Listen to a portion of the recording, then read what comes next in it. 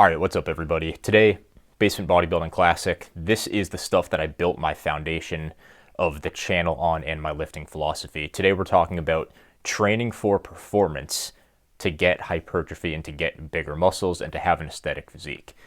This is something that I've had extensive experience with and put a lot of thought and time and effort into. And these are the 6 problems that I've found with this way of thinking and with this way of programming when it comes to training for bodybuilding. So some of it is going to be programming in a technical sense.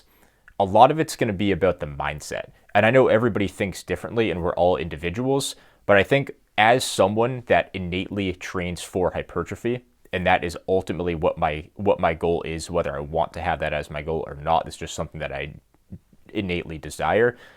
I think I have the experience and the mindset to speak on something like this and give you guys a little bit of a warning to training for hypertrophy through performance, which is becoming a more popular mindset and programming method that's being put out there these days. So part of my goal with this channel is to help you guys not have to dumb down your training. And I'm not saying training for performance is just a dumbed down version of bodybuilding, but when you're taking an entire other path towards hypertrophy, where you're literally pursuing another pursuit of strength, you're just giving up on hypertrophy training. You're taking the next closest thing that you can get. Something that's similar, but it's a cousin of hypertrophy, and it's not what that is. So my goal with this channel is to bring back bodybuilding, bring back hypertrophy training, show you guys the methods that I've used, what works, what doesn't work, my thoughts and my experience with everything. So I want to give you guys certain warnings of prioritizing strength too much, chasing hypertrophy,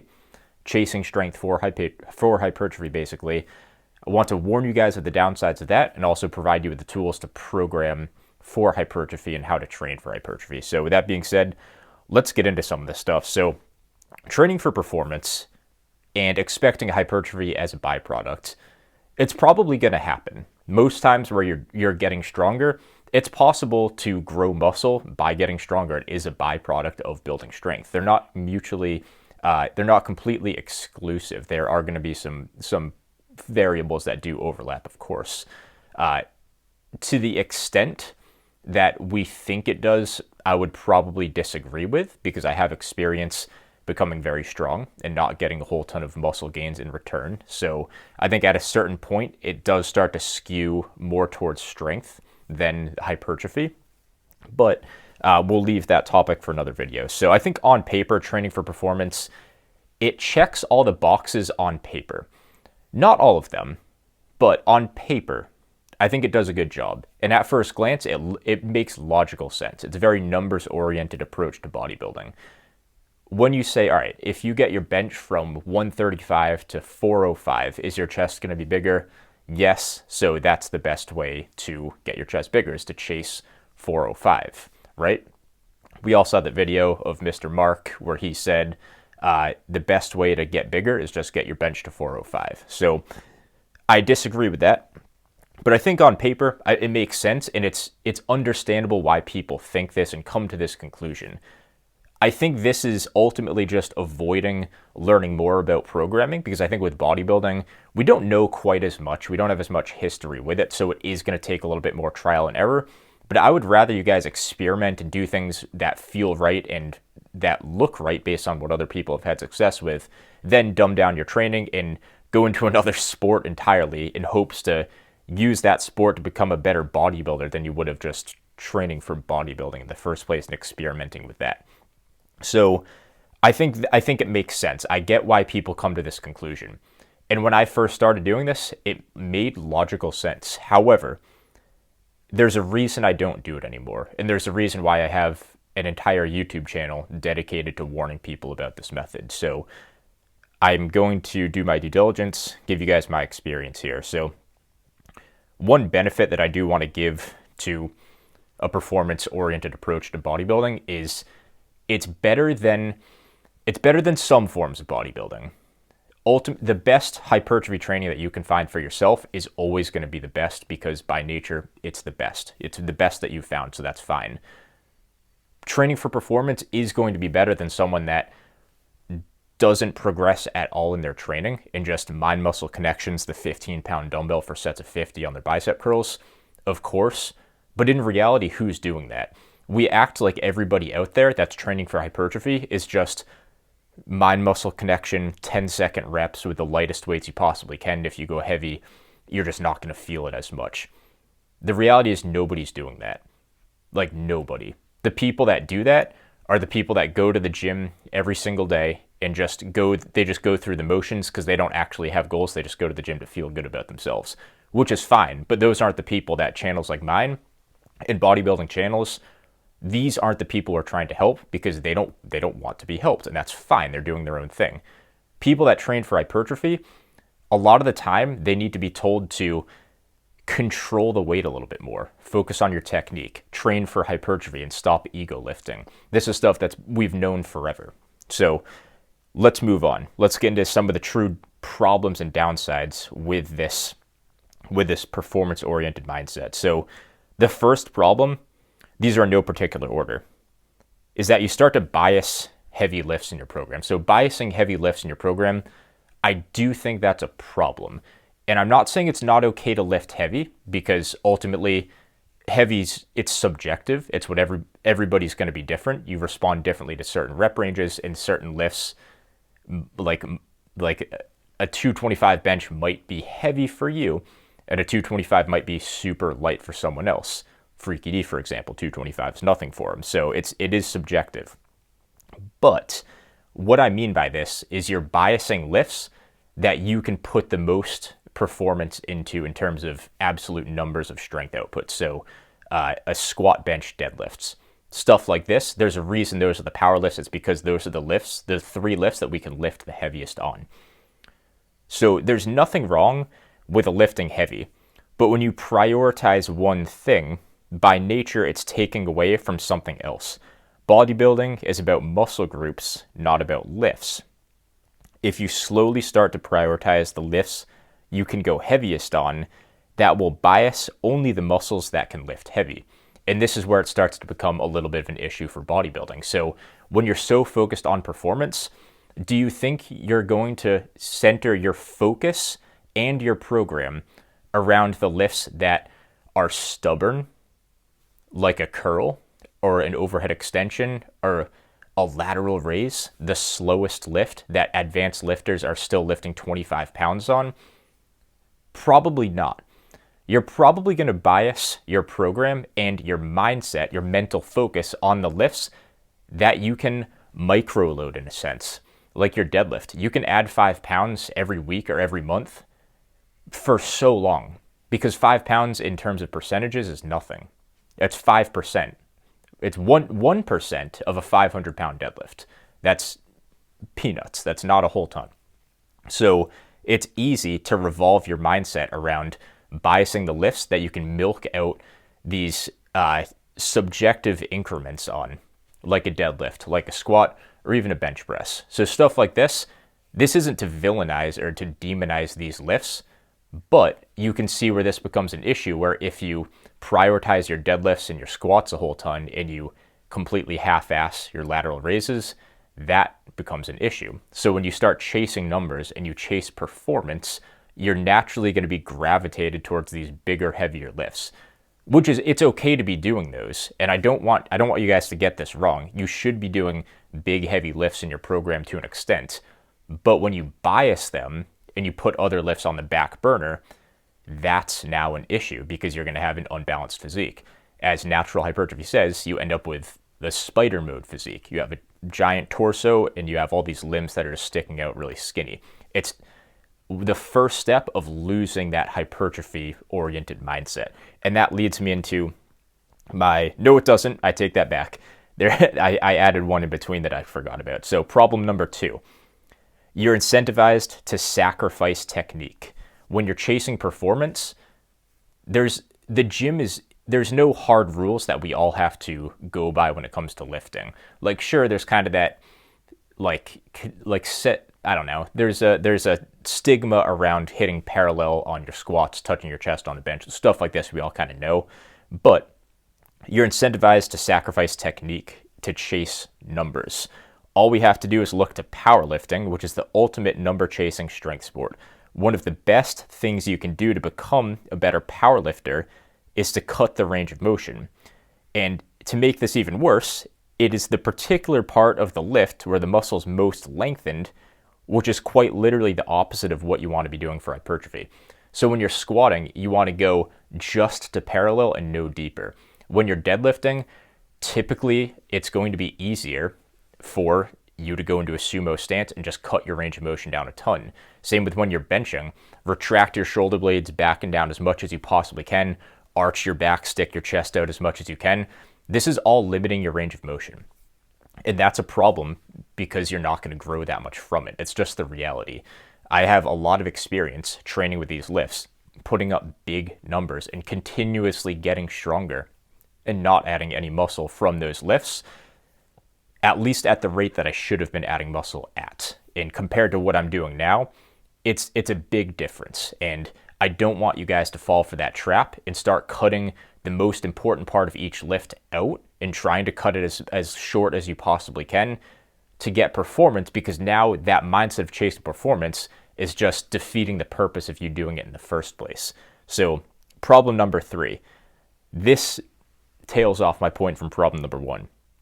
You're neglecting lighter lifts, isolation lifts, and you start to use the term accessory lift, which if you're an OG on the channel, you know I can't stand that word. Accessory lift, you're saying that a lift is inferior to another lift. An accessory by nature is saying that it's supplements and serves something of higher importance that is more important and bigger. So this makes no sense with bodybuilding at all. It's completely backwards. This is when, in my opinion, you're truly losing sight of training to improve your physique. You start to fall for the illusion that certain lifts are less effective because they're lighter or not involved with the heavy lifts you're starting to bias. In reality, the aesthetics of a physique does not correlate with the development of strong versus weak muscles. Just because you can't curl as much as you can deadlift doesn't mean deadlifts are superior in your program and curls are an accessory. Bicep curls don't serve as a supplement to another lift. They serve as a lift that develops your biceps, just like a squat develops your quads. And this is when you really start to spiral down in terms of your mindset. You see this all the time where people will just look under a microscope on how to program their squat, bench, deadlift, and then they just say, oh, go do accessories, 3x10 curls, dumbbell curls, 3x10 tricep pushdowns, leave the gym. When it comes to bodybuilding, that's not the way to do it at all. The way that you treat each lift and the way that you train each muscle group is based on what your physique wants are or what your physique needs are. And that's where the hierarchy of lifts starts to get a little bit blurry, because there isn't really a hierarchy of lifts when it comes to bodybuilding. When it comes to something like powerlifting, where you have to hit the highest total that you can and hit the highest 1 rep max for each lift, if your triceps are limiting your bench press strength, you have to get stronger triceps, because that's limiting you. And getting stronger triceps will allow you to get a higher number on your bench press. But when it comes to hypertrophy, when you start to bias lifts like the big 3, for example, bicep curls are completely irrelevant now. The only reason that you need to do bicep curls if you're biasing the big 3 is just probably to build up some elbow tendon strength so you don't tear your bicep when doing a heavy deadlift or something like that. So other than that, they don't really serve much purpose at all. It's quite literally an accessory lift. But we're not training for the biggest deadlift we can. We're training to develop our physique as much as we can. We're training for hypertrophy. So we need to get the biggest biceps that we can.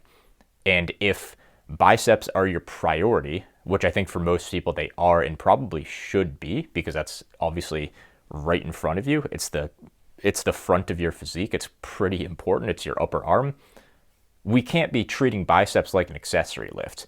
You can't just slap on a 3x10 of dumbbell curls and just say, it doesn't matter if it's dumbbell or barbell. It doesn't matter what feels better. Just go do your curls. Do 3x10. That's not going to do a whole ton for you. Why are you putting so much time and effort and thought into the programming and execution of bigger, heavier lifts and completely half-assing the smaller and lighter lifts? it doesn't make any logical sense. The reason why you start to do that when you chase performance for hypertrophy is because you start to see excitement and reward from hitting PRs, adding weight, and chasing performance, which is what you've changed your mindset to. So when a lift is slow and you don't see progress in the gym that much, that's an issue because you're not going to enjoy doing that lift anymore. And when it comes to bodybuilding, you don't worry about the lift that you're doing. You worry about the muscle that you're training. And that's what drives your progress. You build muscle, and then slowly you'll probably get stronger over time. You'll be adding reps. Eventually it will get too light and you'll be doing too many reps. Trade that in for weight, mess with volume depending on your program. That's how you develop a physique. That's how you develop a certain muscle group. And I'll expand more on that point later. Point number 4, actually, this is the one that I'll be expanding on, so this works perfectly. I have my order messed up today, as you can tell. Problem number 4. This is a big problem. You lose sight of your goal. Your training conforms to the lifts you can lift heaviest on, rather than your training conforming to what you want or need to work on in terms of your physique. At this point, you've tricked yourself into not caring about your physique, which removes the joy of seeing and appreciating the results that you get. Obviously, as someone training for hypertrophy, my goal is to get bigger. I'm training for bodybuilding. When I started to tailor my program and mindset to chase certain lifts and to chase hypertrophy, that led me to bias lifts that I probably shouldn't be biasing, because I'm biasing the lifts that I'm already good at, the lifts that I'm leveraged for. I'm finding the leverages that suit me best to add more weight and to go heavier. I'm chasing that performance. I'm chasing a bigger number. In reality, what I needed to train for is right in front of me the whole time. My arms were tiny. I had a 600 or so pound deadlift with under 16-inch arms. That proportion doesn't add up for a bodybuilder at all. At all. But I was blinded by the fact that I was chasing performance and my arms didn't really have that much of an impact on it. So yeah, I mean, could I chase performance for tricep lifts? Like, could I chase performance on a tricep pushdown? Sure. But that's not, as someone that can train for performance, that's going to be like a bottom barrel lift in terms of excitement and enjoyment. And if you're in the gym and you're training to enjoy it, which you probably should be to an extent, and I'll touch more on that later, that's a lift that you're going to half-ass. That's a lift that you put later in the session. That's a lift that is lighter and is stubborn and doesn't grow that fast in terms of performance numbers. That's a lift that ultimately is going to get put on the back burner. And the issue is that it's not that you're putting a certain lift on the back burner. It's that when you do that, you're putting an entire muscle group on the back burner. So for me, this is why I didn't grow. This is why I didn't have that physique that I wanted to. It's because I didn't see the glaring weaknesses right in front of me that I needed to work on. In these isolation lifts, the smaller muscle groups that aren't as leveraged for strength, that you train best through lifts like a lateral raise, reverse pec deck, bicep curls, tricep work, overhead tricep work, even certain lat exercises, calf work, forearm work, neck work. This stuff gets neglected because there's no incentive for you when you're incentivizing performance. And these lifts, and not these lifts, but these muscle groups are the most important ones for your physique. And it's going to be a little bit subjective for each person because you're all training in a way that you want to and chasing a goal physique that you personally have. But most people's goal physique isn't going to be the spider physique. It's just not the case. That's not an aesthetic physique. That I think most of us can agree on that. Also, I tricked myself into not caring about my physique by chasing performance. I replaced that goal with another one. And ultimately, I stopped getting joy out of training. And not that I needed to get joy out of training, because I'll touch on this in a second, but I don't think your training itself is what you're not in the gym to enjoy your training. And of course, that's a different conversation, but you're not bodybuilding so you can be the best athlete in the gym. You're not bodybuilding so you can be the best person in the gym. The way that I see this is you are living your day-to-day life and you have this innate goal to look and to feel a certain way, to have a certain physique. And in order to get that physique, the best way to do it is to go to the gym. But when you go to the gym and you get distracted by the shiny objects there, like PRs, chasing performance, you're missing the entire point. So if you look at it from a zoomed out view, you are someone you're someone that has a certain goal, a certain physique goal, and you want to grow your muscles and train like a bodybuilder. You go to the gym for an hour, hour and a half a day to do that. So in the other 23 hours of the day, you can have the physique that you want. And in that 1 hour in the day that you're not doing your day-to-day life, feeling great about your physique, you're distracted by performance and chasing PRs. It's sad when you look at it because you've completely lost sight of why you're spending that hour, hour and a half in the gym in the first place.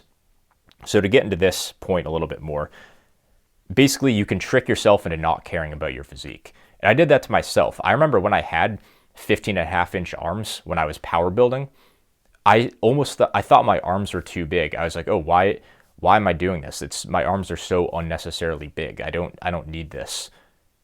The problem is that was someone else's goal and someone else's method inserted into my brain.